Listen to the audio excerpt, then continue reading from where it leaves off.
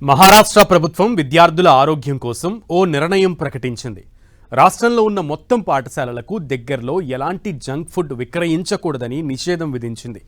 రాష్ట్ర వ్యాప్తంగా ఉన్న 2 కోట్ల మంది విద్యార్థులకు చక్కని ఆరోగ్యం పెంపొందించడమే లక్ష్యంగా ఈ నిర్ణయం తీసుకున్నట్లు ప్రభుత్వం ప్రకటించింది. ఆ డీటెయిల్స్ ఇప్పుడు చూడండి.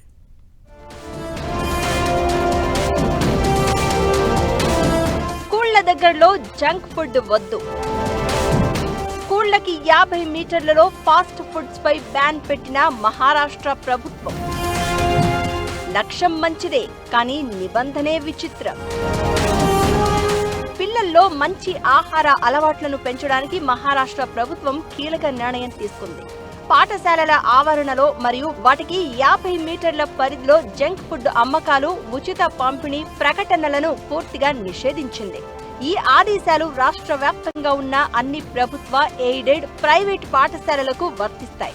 అయితే ఈ క్రమంలోనే పాఠశాలలకు 50 మీటర్ల దూరం నిబంధన కాస్త విడ్డూరంగా అనిపించక మానదు.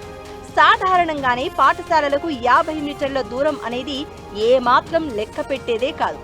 గట్టిగా నిమిషం అడుగులు వేస్తే ఆ దూరం దాటేయవచ్చు.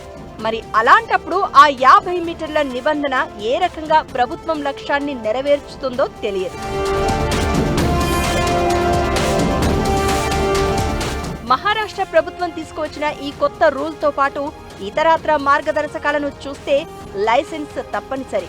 స్కూల్ క్యాంటీన్లు, హాస్టల్ కిచెన్లు, మధ్యాహ్న భోజనం అందించే సరఫరాదారులు ఖచ్చితంగా ఫుడ్ సేఫ్టీ లైసెన్స్ లేదా రిజిస్ట్రేషన్ కలిగి ఉండాలి. ఈ నిబంధనలు అమలయ్యేలా చూడాల్సిన బాధ్యత పాఠశాల ప్రిన్సిపల్స్, హెడ్ మాస్టర్లు, యాజమాన్యాలదే. నిబంధనలు అమలు కాకపోతే దానికి బాధ్యులుగా వారినే చేసి చర్యలు తీసుకుంటారు. మహారాష్ట్ర FDA కమిషనర్ రాజేష్ నార్వేకర్ ముందే ఈ ఆదేశాలు జారీ చేశారు. మహారాష్ట్ర FDA ఆదేశాల ప్రకారం స్కూళ్ల దగ్గరలో ప్రాసెస్ చేసిన అనారోగ్యకరమైన వడాపావ్, ఐస్ క్రీంలు, ఎనర్జీ డ్రింక్స్ వంటి వాటిని అమ్మడానికి వీల్లేదు.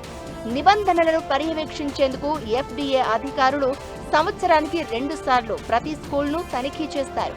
యాజమాన్యాలు నిబంధనలు ఉల్లంఘిస్తే స్కూల్ అఫిలియేషన్ రద్దు చేయాలని సిఫార్సు చేసే అవకాశం ఉందని ముందే హెచ్చరించారు. అయితే ప్రైవేట్, ప్రభుత్వం అని తేడా లేకుండా ప్రతి చోట జంక్ ఫుడ్ కి అలవాటు పడిపోయిన తరుణంలో ఈ నిబంధన అమలు కావాలంటే తల్లిదండ్రుల వైఖరి కూడా కీలకంగా మారనుంది.